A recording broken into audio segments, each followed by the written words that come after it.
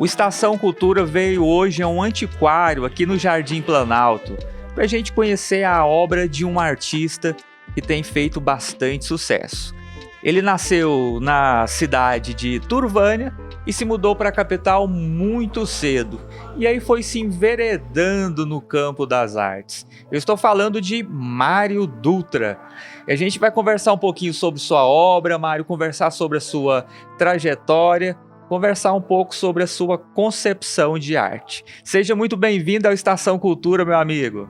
Eu que agradeço, professor, né, a sua presença aqui, da sua equipe. Então, assim, é com muita alegria que eu recebo vocês aqui para poder falar um pouco do meu trabalho. Então, muito obrigado aí pela presença.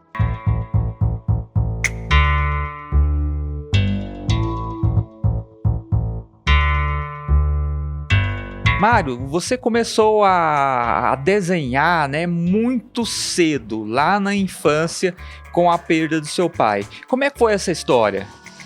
Eu perdi meu pai com apenas 6 anos, né? E assim que ele faleceu, ele era separado da minha mãe e eu morava com a tia. Então, eu fiquei com ali um grande vazio no primeiro momento. Então, eu passava horas e horas desenhando e isso foi durante alguns anos, até chegar na adolescência. Aí eu ocupei o tempo com outras coisas, né, e acabei me afastando um pouco da arte, mas sempre sentindo que faltava algo ali realmente, né, que tinha alguma coisa que não estava certo na minha vida, porque eu acho que o cara, quando nasce artista, ele não consegue se desvencilhar da arte, não. Ok, é uma espécie de pulguinha que fica ali atrás da orelha, né? Se você não realiza o que a arte pede, né, você fica ali com uma espécie de vazio mesmo, uma espécie de busca constante. Mário, e aí depois, você ficou então durante muito tempo sem pintar, sem produzir, e aí houve um momento em que você volta para o campo artístico, que foi quando você presenteou a sua esposa com uma tela. E aí as pessoas gostaram e isso foi destampando o processo artístico novamente. Como é que é? Bom, a minha esposa tinha acabado de ganhar o nosso primeiro filho e, assim, naquele momento, né, eu tinha saído de uma empresa que eu trabalhava e ficou muito difícil a situação. E eu queria presenteá-la, mas eu não tinha, naquele momento, como comprar um presente. Aí eu pensei em pintar uma tela, né?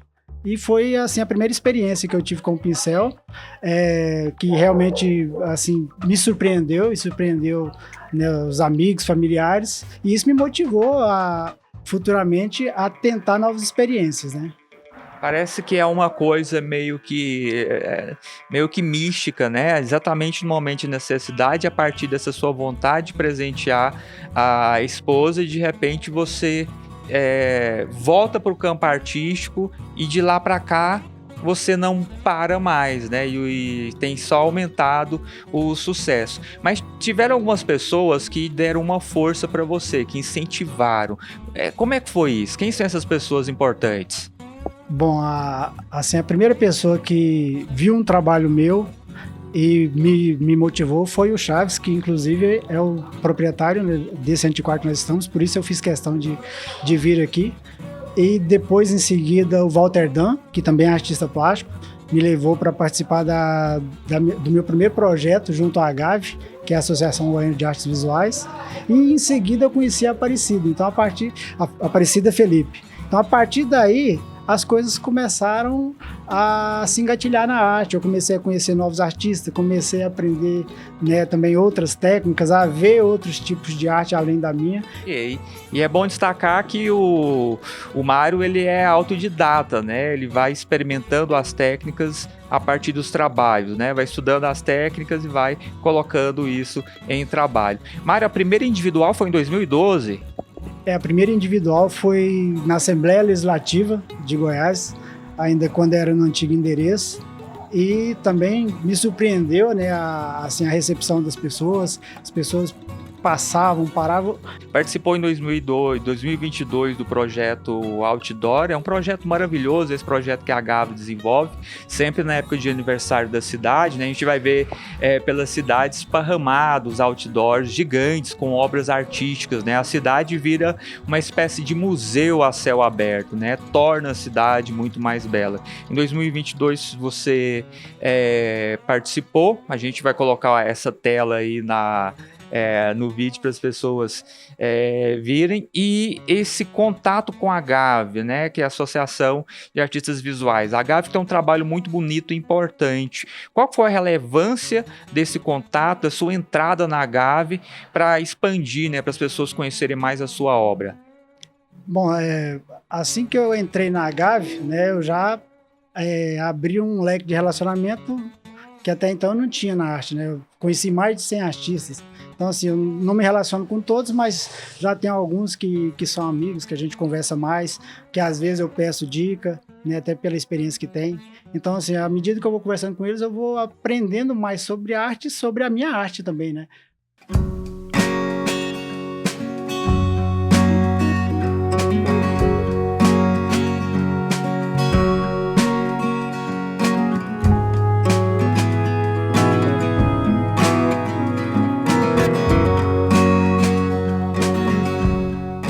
Você mostrasse pra gente, explicasse pra gente um pouquinho o seu sentido, né, a sua perspectiva a respeito daquela tela ali.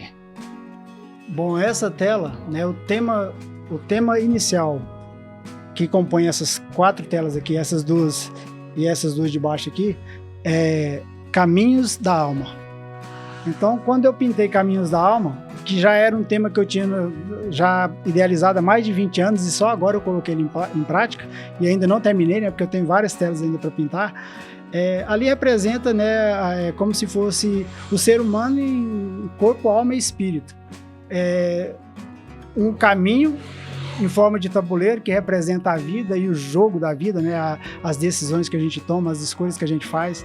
As portas, né? Eu coloquei do lado direito as portas mais estreitas abertas, algumas e outras fechadas. E coloquei do lado esquerdo portas largas e tenebrosas, né? Você vê que estão mais obscuras.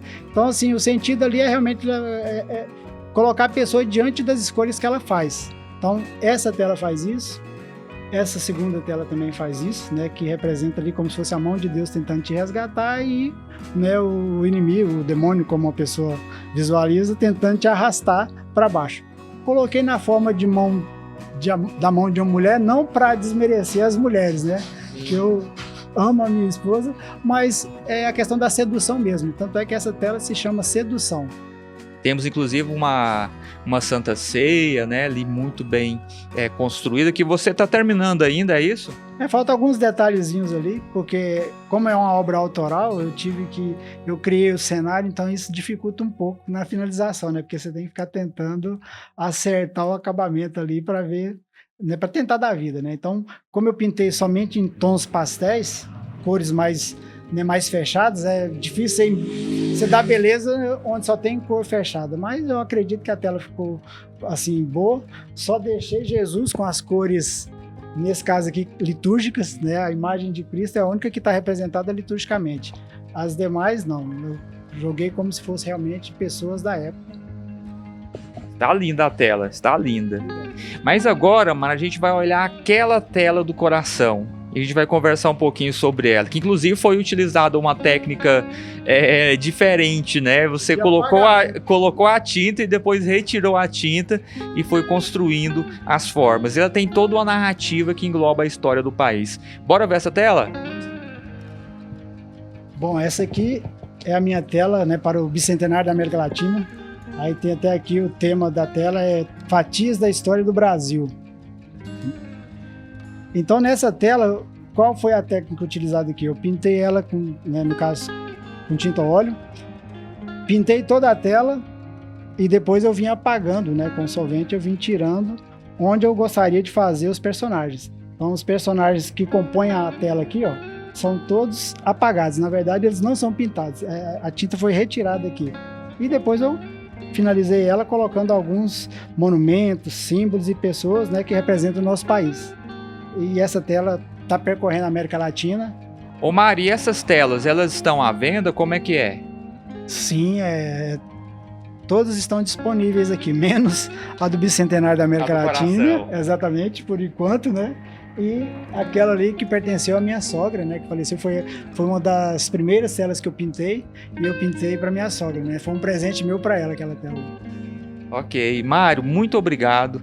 Satisfação grande demais conhecer sua obra, fiquei muito contente de conhecer esse espaço também maravilhoso. Quero voltar para dar uma garimpada aqui também. É mesmo, tem muita coisa bacana aqui. Parabéns pela sua obra, continua nessa labuta, que tem muita estrada pela frente, tem muito sucesso pela frente, trabalho muito bonito e vai ganhando cada vez mais destaque.